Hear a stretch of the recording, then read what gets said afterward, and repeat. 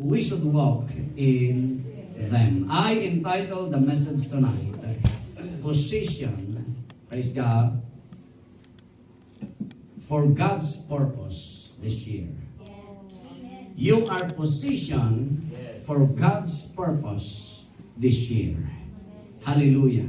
Sa verse po natin binasa, mga kapatid, sinabi po niya dyan, hallelujah, that we are ordained, mga kapatid. Ibig sabihin tayo po ay inordinahan na ng Panginoon.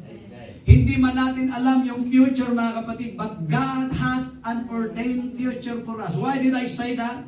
Because my Bible says, hallelujah, for I know the thoughts that I think toward you, say the Lord. What is that thought? What is that ordained by the Lord? It was a good success. It was a good future, mga kapatid. Hindi para tayo ay saktan, kundi tayo, mga kapatid, ay makaranas ng kapayapaan at ng hinaharap na binigay ng ating Panginoon. You are positioned for God's purpose this year.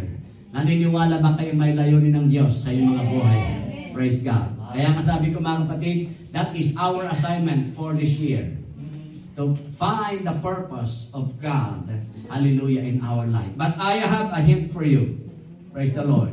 Gusto niyong matagpuan yung layunin ng Diyos na yan? Stay ka sa church. Mag-stay ka sa church, mga kapatid. Magbasa ka ng salita ng Diyos. Maging active ka sa Bible studies. Maging active ka sa fellowship, mga kapatid. At malalaman mo, makikita mo kung anong layunin ng Diyos na para sa atin ngayong 2026. Nakalagay po doon, Happy New Year 2026. And that is our theme po. Ngayon po ay ang ating subject ngayong hapon, mga kapatid. Praise God. You are positioned for God's purpose this year. Praise the Lord. Alam niyo, mga kapatid, ang mga tao ng Diyos ay ipinosisyon ng Panginoon. God positioned His people, mga kapatid, praise God, intentionally. Sinasadya ng Diyos na iposisyon po tayo. Alam niyo yung puzzle? Di ba?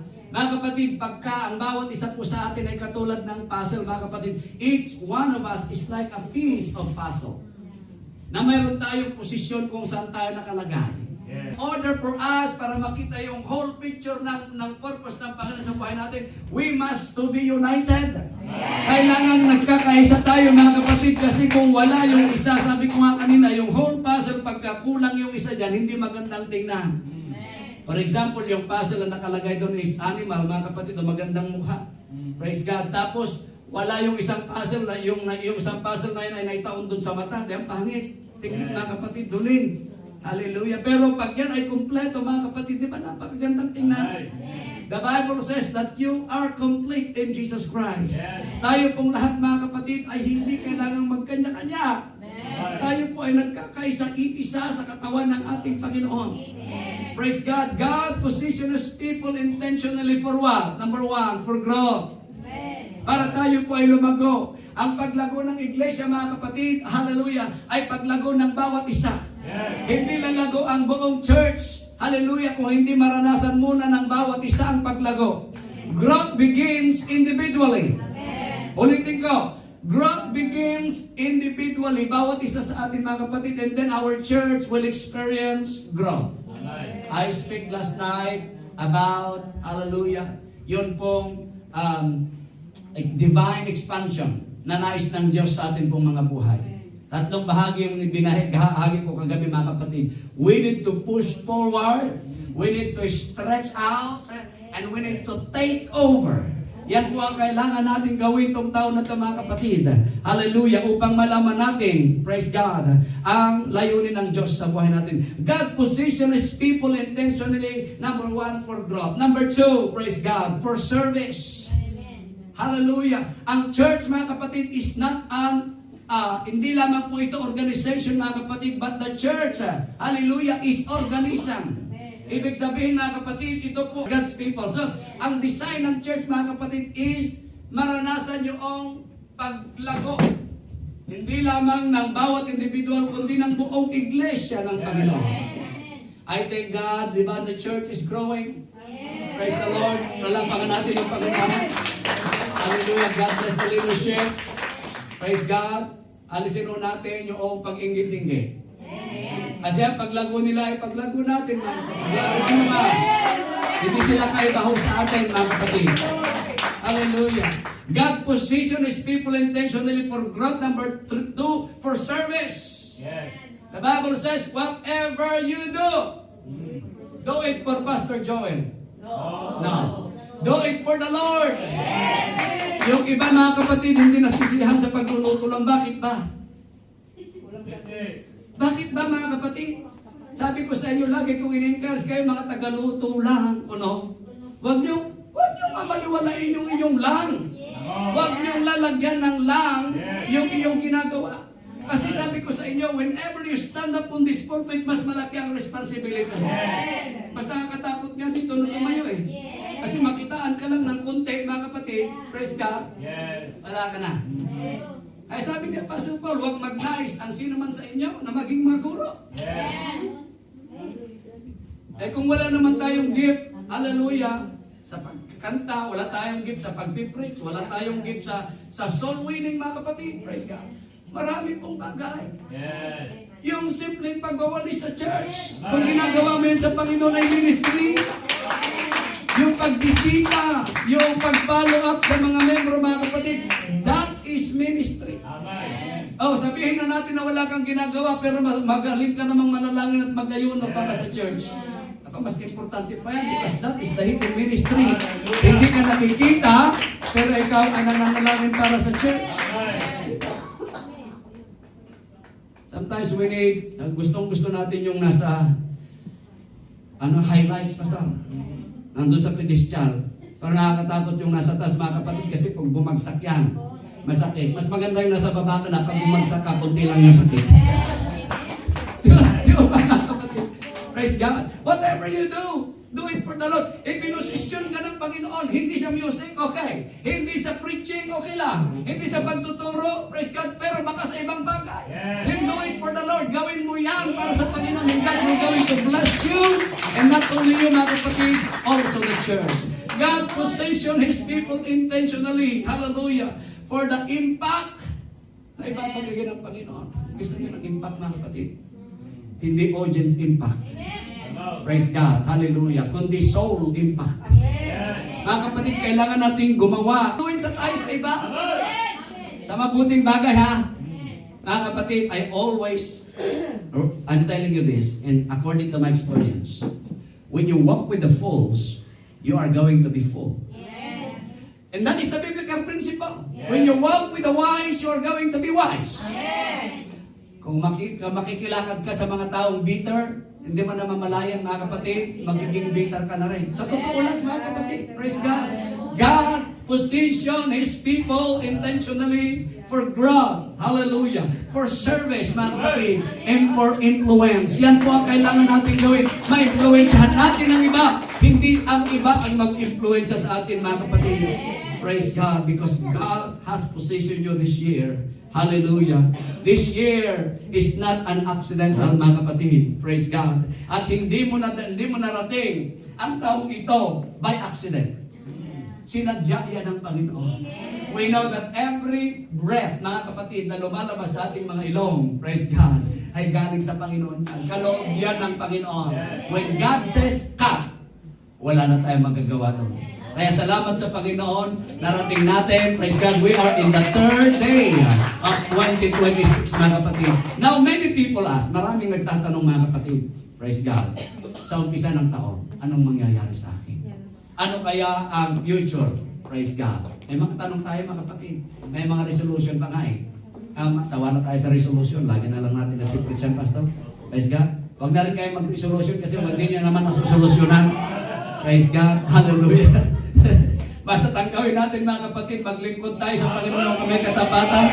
Praise God. Gawin natin yung resolution. Gawin natin yung ating pong solusyon, mga kapatid, sa lahat ng ating resolusyon. Praise God. Hallelujah. Mayroon pong isang mas magandang tanong doon sa tanong kanina. Why has God placed me here? Now, in this season. Praise God. Bakit ka, kung nasaan ka man ngayon, bakit andyan ka? Now, listen to this. Sabi ko kanina, when you are not going to find the purpose of God in your life, you're missing something. Hello? Mga kapatid, praise God, hindi aksidente na nagkakilala ang bawat isa po sa atin, mga kapatid. Sabi ko kanina, di ba yung pastor? Iisa po tayo, mga kapatid. Hindi natin kailangan tanggalin ang isa doon. Praise God, kasi papangit. Kaya kung maaari, mga kapatid, we need, praise God, hallelujah, huwag nating hayaan ang sino man na maghiwalay sa atin. Praise God. Yung indifferences natin, mga kapatid, huwag nating hayaan. Hallelujah. Praise God. In Ephesians chapter 2 verse 9 yung binasa natin kanina. For we are God's workmanship. Tayo po ay mga manggagawa ng Diyos, mga kapatid. He equipped us for service. He equipped us, mga kapatid, praise God, for the growth of the church and for the influence to the other people, mga kapatid. Hallelujah. Created in Christ Jesus for good works, which God prepared beforehand. Mayroon pong inihanda ang Panginoon para sa atin, sa hinaharap natin, mga kapatid. Because we serve a God who is there. Amen. Naniniwala kayo doon? Amen. Hallelujah. One of the title of the Lord, hallelujah, na pinakilala niya is God, Jehovah Shammah. Jehovah Husham. Praise God. Kaya papunta ka pa lang, mga kapatid, praise God, andun na ang Diyos. Siguraduhin mo lang na yung nilalakaran mong direksyon ay papunta sa Kanya. Baka naman hindi papunta sa Kanya, mga kapatid. When you want to experience the God who is there, you must to know the right way. Hallelujah. The Bible says there is a way of holiness. Ang sabi niya dyan, mga kapatid, hindi lahat ay maglalakad in that highway of holiness. You know what? The highway of holiness that speaks, mga kapatid, in the prophet Isaiah. Praise God. Hindi lahat po dyan ay makakalakad. Those astrays, mga kapatid, those unclean cannot walk, hallelujah, in that highway. Praise God. Only the kings and the royals, hallelujah, and those obedient can walk. Hallelujah. Alam niyo yung dulo ng holiness na yan? He is the God who is there na nag-aabang po sa atin. Palakpakan natin ang Panginoon. Sabi niya dyan, which God prepared beforehand. And God has already prepared an assignment, opportunities, and lesson for this year. Oh, glory to God. May nakaprepare na po. Ulitin natin. God has already prepared an assignment. Ano yung assignment na yan? Ibigay sa atin ng Panginoon. Praise God. Gusto mong malaman yung assignment na yan? Magbasa ko tayo ng Bible. Meron tayong Great Commission sa Matthew 28, verse 19 to 20. Go and make disciples. Nagagawa ba natin yan, mga kapatid? Let's try. Hallelujah. Yan po ang gawin natin, goal natin this year. Ulit to, every year, Pastor, sinasabi ko to. Praise God. Hallelujah. From January, praise the Lord, magdala tayo ng tag-iisa lang. Mag-soul win tayo ng tag-iisa lang, mga kapatid. Eh, kung wala dito, Pastor, kung nasa Pilipinas, pwede yan. Hello? Meron hong na-save sa atin hong Bible study online noong COVID, mga kapatid. Tandaan nyo, isa ho sa Japan at isa ho sa London. Both of them ay naglilingkod hanggang ngayon, and they were baptized in Jesus' name dahil po sa online, mga kapatid. Hindi lamang dito. Eh, kung hindi mo kaya influensyahan yung kaibigan mo, kasi alam mo ang tao, pagka-overpopular ka sa tao, hindi ka na pananiniwalaan eh. Kasi ang tinitingnan niya yung iyong nakaraan. Ang titingnan niyan, mga kapatid, ay yung mga mali mo lang, mga kapatid. Pero, learn to influence other people. Praise God. Huwag na yung mga kaklose natin kasi alam naman nila, matagal na natin silang niyayakap sa church. Ayaw nila pumunta, diwag. Hindi ba? Praise God. So, mayroon ng assignment na nakaprepare ng Panginoon. Mayroon ding opportunities. Alam niyo po ba, mga kapatid, ang opportunities ay hindi lamang nanggagaling sa mabubuting bagay. Every temptation, every failures, praise God, every hardship na nararanasan natin, mayroong opportunity na mabuti dyan, mga kapatid. Hallelujah. Ayaw natin kuminsan ng pagka dumating ang problema sa atin, it's either tayo ay mag-aas sa Panginoon, kung sino-sinong sinisisiyo natin, mga kapatid. Pero hindi natin alam. Binigay pa lang opportunity ng Panginoon sa atin. Tingnan niyo po si Joseph, mga kapatid. Bago ho siya, ang ganda ng opportunity na binigay sa kanya ng Panginoon. At first, hindi niya alam. Praise God, na unti-unti pa lang tinetest siya ng Panginoon dahil para siya ng God prepared for him for the highest, for the second in command in Egypt, mga kapatid. At yun po ay nakamit niya dahil siya po ay nagtapat sa Panginoon. Alam niyo, lately na lang niya na-realize na yun pala, mga kapatid, ay kaparaanan ng Diyos. Kaya nung sinabi niya sa kanyang mga kapatid, you meant it for evil.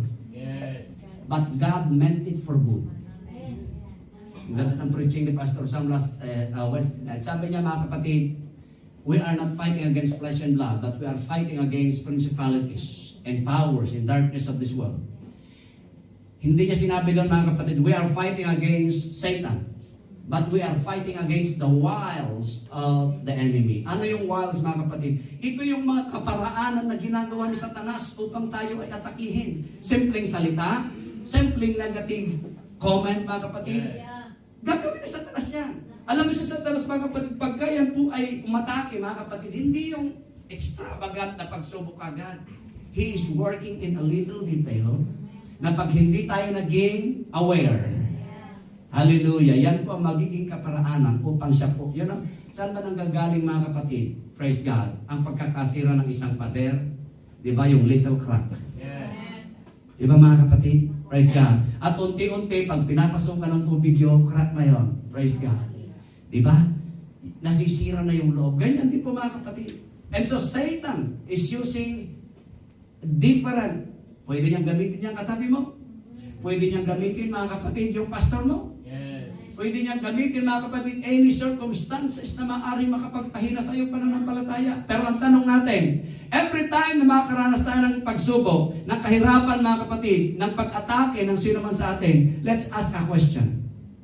Oh, what is the purpose of God in this? Kasi kung magtatanong tayo ng ganon, hindi tayo mag-aharbor ng bitterness. Panginoon, ano ang layunin mo para sa dito? Magiging katulad tayo ni Joseph, mga kapatid, that one day, atin hong malalaman, mga kapatid. Praise God. That God allows that temptation that night. Praise God. Or that negative comment from my closest friend na inalaw ng Panginoon kasi dinidevelop pala ng Lord yung akin pong pag-ugali. O may gusto siyang baguhin sa atin. Sometimes our prayer is like this. Lord, change them. Pero kung minsan hindi po, madalas hindi po sinasagot ng Panginoon yan kasi ang gustong baguhin ng Panginoon pala tayo. Hello, Lord, take away this. Alisin mo sa akin itong circumstances natin now because God is using, praise God, those circumstances para tayo po ay iba, para tayo po ay i-design ng Panginoon sa kanya pong plano. The Bible says, hallelujah. Are you still with me? In Psalms 37 verse 23, the steps of a good man, oh, hallelujah, are ordered by the Lord, and He delighteth in His way. Ang lakad ng taong mabuti, hallelujah, ay galing sa Panginoon. I do believe in one thing. If you are doing something for the Lord, and you know it is for God, mga kapatid, opposition will always come. Negative comment will always come. But I don't care, hallelujah, kung makareceive man tayo ng negative comments kasi hindi nila nakikita ang ginagawa ng Diyos sa ating pong mga buhay. But one thing my Bible says, the steps of a good man are ordered by the Lord. Hallelujah. And when you are, the steps here ay tumutukoy po, mga kapatid, sa lakad ng buhay natin. Hallelujah. And when a good man, mga kapatid, ay lumalakad, kahit siya ay lumakad, mga kapatid, in the valley of the shadow of death, hindi ho siya matatakot because he know that his shepherd is with him. Pag siya po ay lumakad sa apoy, mga kapatid, hindi siya masusunog. Pag siya ay lumakad sa ilog, hindi siya malulunod sapagkat ang Diyos, hallelujah, ay nasa ating mga buhay. The steps of a good man are ordered by the Lord. Number one, mga kapatid, submission is the foundation of direction. Hallelujah. Submission. Magpasubmit tayo sa Panginoon, mga kapatid. The Bible says, anyone who submits to the will of God ay itataas po ng Panginoon. Pero yung magre-resist, hallelujah, sa kapangyarihan ng Diyos, ibababa siya ng Panginoon. When we submit to God, mga kapatid, He will order our steps. And God corrects our path, mga kapatid.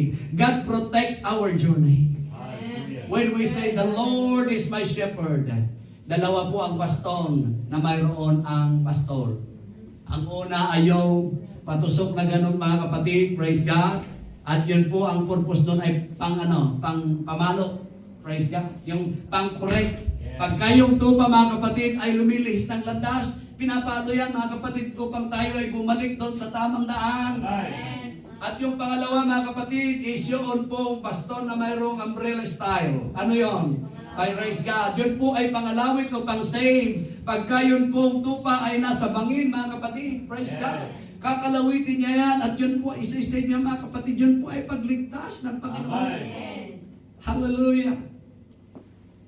You hear that mga kapatid? God corrects our path and God protects our journey. Hallelujah. Marami pong tao mga kapatid, they want God's guidance, but they resist God's authority. You know, God's authority mga kapatid, hallelujah, God has chosen people like pastors and ministers, hallelujah, and given him the authority. So these are the spiritual leaderships here. When we resist this authority, we are resisting God. Amen. You cannot love God and you hate your pastor. Amen. I would like to tell you that. You cannot love God and hate your pastor. Amen. Hallelujah. Praise God. Let's begin this year with surrender mga kapatid. Sabihin natin sa Panginoon, Lord, lead me where you want me to go. Hallelujah. Praise God. Ginamit ko po dito mga kapatid, yun pong acronyms ng steps. Yung mga nagsusulat sa inyo, acronyms ng steps mga kapatid. Number 1, hallelujah, is submitted to God's authority. Hallelujah. Number 2, praise the Lord, trained through trials. Ayan, sinabi ko sa inyo kanina mga kapatid. The Lord has a purpose kung bakit dumarating sa atin ang mga pagsubok. Yung mga atake sa atin, hayaan nyo yan kasi inalaw ng Lord yan. Ay kung hindi, alaw ng Panginoon yan, hindi makapagsalita, mapipipi yan gustong mag-negative sa'yo. God allows that because mayroong layunin ng Diyos. Unang-una doon sa atin mga kapatid. But I'm here to tell you. The Bible says in Isaiah chapter 54 verse 17, if I'm not mistaken, praise God, no weapon that is formed against thee shall prosper. Praise God. Tandaan niyo po yung mga kapatid. We are trained through trials. James chapter 1 verse 2 to 4. Sabi niya dyan, consider it pure joy. Wow. Praise God. Wala pure joy. Bakit sinabi yung pure joy doon? Walang anong tawag ito? Walang pagkukunyari. Di ba? Tunay mga kapatid. Praise God. Consider it pure joy whenever you face trials of many kinds. And I'm here to tell you that trials is not interruption mga kapatid. They are training ground. Hallelujah. Hallelujah. Nakikinig po kayo? Yes. Praise the Lord. Ulitin ko ulit. Praise God. Trials are not interruption. They are training grounds. Hallelujah. God uses trials to strengthen our faith, to deepen our character, to prepare us for greater responsibility, mga kapatid. And what the enemy intends for harm, God uses them for growth. I thank God for 11 years in the ministry. Hallelujah. Bago pang pumunta ng Israel, mga kapatid, I've been a pastor in the Philippines for 5 years. And also there, mga kapatid, hindi na bago sa akin, praise God, of all the balagans that is happening in the church because we are still human. Amen. Mga kapatid, praise God. And so, ang sabi po dito mga kapatid, praise God, hallelujah, that God allows trials because mayroon pong purpose ang Panginoon. Amen. Di ba? Alam niyo po ba na alam ng Diyos lahat ng nangyayari sa atin? Amen. Kay Job, mga kapatid, alam niya lahat. Di ba? At gusto ko pala kasi ng loob nyo sa salitang ito. Si Satanas, mga kapatid, bago siya umatake sa atin, humihingi muna siya ng permission. Okay. Bigyan ko kayo ng tip. Praise God. Yun daw pong tao, mga kapatid, praise God, na mabilis mag-react sa negative comment, that is full. Amen. Pero yung tao daw po, mga kapatid, na wise, you just ignore it. Amen. Totoo yan. Sino bang masaktan ka, mga kapatid? Masaktan ka lang. Kung ididibdibin mo yan, no way. Di ba mga kapatid? Bakit mo pansin mga kapatid? That is the highlight this. Di ba? Sabi din mga kapatid, when you throw a stone, When you throw sabi diyan, when someone throws a stone of criticism, lagi namang may criticize ang tao, mga kapatid. Wala naman tayo perfecto eh. O sa akin, for example, sabihin nila, paano ni Pastor, so what? Asset ko yan eh. Lahat ng mga tao magsabi ng amen. Diba? God created me this way. God created me this way, mga kapatid. So pasalamat ako dyan. Mabuti nga ako, mahilog. Yung iba dyan, wala naman dito. Yung iba, nagpapatamos pa kasi hindi kontento. Salamat sa Panginoon, Sister May. Kontentado tayo sa ating ilong. Church! When somebody throws stones of criticism to us, collect them. Aba, igagamitin ko yan ng comment. Ala, ganito si Pastor. Ganito pala ako. Sige, yung response natin, di ba? I will change. Do not waste your trials. May opportunity dyan. Do not waste your trials. Mayroon kang blessing dyan. Do not waste your trials. May teaching tayo dyan. May tinuturo sa atin ng Panginoon dyan, mga kapatid. Hallelujah. Oh yes, steps. Praise God. Ano yung una? Submitted to God's authority. Trained through trials. Letter E. Ano kaya? Malapit na. Empowered by the Spirit. The Bible says, and this is my favorite verse, Sister Sally. Zechariah chapter 4 verse 6. Oh, he is Jesus. Not by might, nor by power, but by my Spirit, says the Lord. I'm here to tell you that human limitation or human strength is limited. But God's Spirit is limitless. The Holy Spirit, mga kapatid, hallelujah, empowers us first to obey God. Number 2, to endure pressure. And of course, to serve effectively. Ang tao, mga kapatid, na naglilingkod dahil siya po ay inuudyukan ng Espiritu Santo, wala kang marinig na reklamo dyan. Kasi ang tao po na naglilingkod sa Panginoon, nakakaranas man ang pagod dyan, mga kapatid, pero nag-i-endure siya. Bakit? Siya po ay puspos ng Espiritu ng Panginoon. The Christian life cannot be lived successfully without the Spirit's power in our life. Kaya kailangan po nating depensahan o depend daily to the Holy Spirit, mga kapatid. And ask God for fresh filling. Alam mo kung bakit? Ang tao, iritado ko minsan. Alam mo, para tayo yung mga sisidlan na natutuyuan din. Amen. Totoo yan. We are the vessels of the Holy Spirit. Di ba ang tao, mga kapatid, pag di ka umiinom, natutuyuan ka? Di ba pag trabaho ka ng trabaho, natutuyuan ka? Yung mga pagsubok na yun, mga kapatid, nakakadrain yan spiritually. Kaya kailangan natin, salamat sa Panginoon, when you come to church, lagi kong sinasabi, don't waste your time you come to the church because andyan yung pagpupuspos ng Espiritu Santo. Andyan yung, mga kapatid, nire-recharge nyo ngayong cellphone nyo. Yes. When we come to the church, that is a time for refreshing. That is a time to recharge our spiritual soul, mga kapatid. Because when our heart is right, mga kapatid, kahit walang kumakanta, nakaupo ka lang dyan, mga kapatid, maaaring tutuloy yung luha mo kasi nararamdaman mo yung presensya ng Diyos. The steps of a good man are ordered by the Lord. Hallelujah. Ano yung S? Submitted to God's authority. He is trained through trials. And he is empowered. You know what, sister? Then he answered, and spake unto me, saying, this is the word of the Lord to Zerubbabel. Alam niyo po ba ibig sabihin ng Zerubbabel? Zero? Parang, di ba?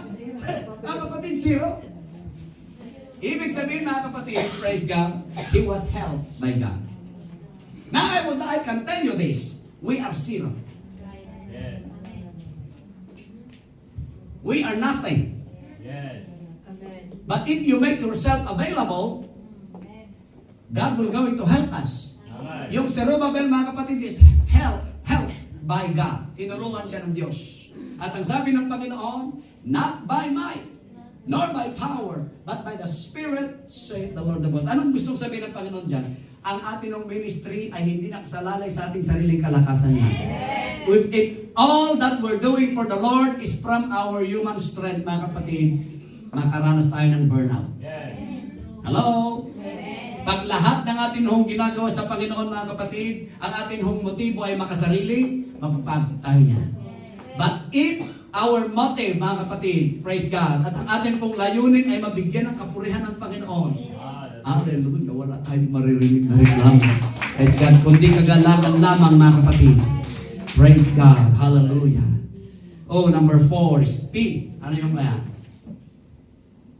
Position for God, good works. Sinabi natin kanina, God did not save us to seek. Hindi tayo niligtas ng Panginoon para ikaw ay umupo. Hallelujah. Hello? Praise God. He saved us to serve. So mayroong elevation, mga kapatid. The Bible says, promotion comes from the Lord. Hindi galing sa tao yan. Because one thing I know, pagka ikaw ay faithful sa Panginoon katulad ni Joseph, si Joseph, before he was positioned, hallelujah, before he was promoted by the Lord, dumaan siya sa maraming Ulitin ko ulit. Kaya ako, mga kapatid, hindi ko masyadong pinapansin yung mga position kasi ginagawa ko yan, mga kapatid, para mag-rise up ako. Ulitin ko ulit. Hallelujah, the greater. Tandaan niyo to.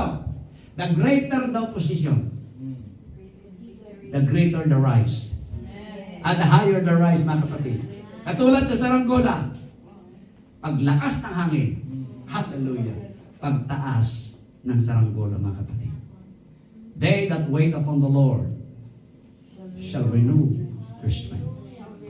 They shall run, they shall run, but not faint. They shall walk, at di sila mapapagod, mga kapatid. Hallelujah. God did not save us to sit, but He saved us to serve. At sa tao ito, mga kapatid, God has positioned you in your family, in your workplace, in your church, in your community. Hallelujah. Your location is your mission field. Brother Marcelo, you are positioned in Livanda Church, and that is your mission field. Sister Shally, you are positioned to Ranana Church, and this is your mission field. Pero hindi tayo ibig sabihin na magkakahiwalay, mga kapatid, because we have an organization. We have our organizational structure, mga kapatid. Hallelujah. Your location is your mission field. Kaya sabi ng Panginoon, praise God, na yun pong mga flourish where God planted you. Kung saan ka inilagay ng Panginoon at itinanim ng Panginoon. Yes. Stay ka dyan. Praise God. But don't sit. But serve. Hallelujah. Faithfully. And God will going to use you. At makikita ho natin yung fruit of our labors. Hallelujah. Look for divine appointment, mga kapatid. We need to serve faithfully where God has placed us. Amen. And lastly, mga kapatid, S, again, steps. Steadfast in faith. Amen. Oh, steadfast in faith. Ano ulit? Ulitin natin, mga kapatid. Praise God, if you are a good hearer of the word. Steps means submission. So, submitted to God's authority. Number 2, steps. Trained through trials. Number 3, E. Empowered by the Spirit. Number 4, P. We are positioned for good works. And lastly, S. Steadfast in faith. 1 Corinthians 15:58. And I would like you to stand up with me.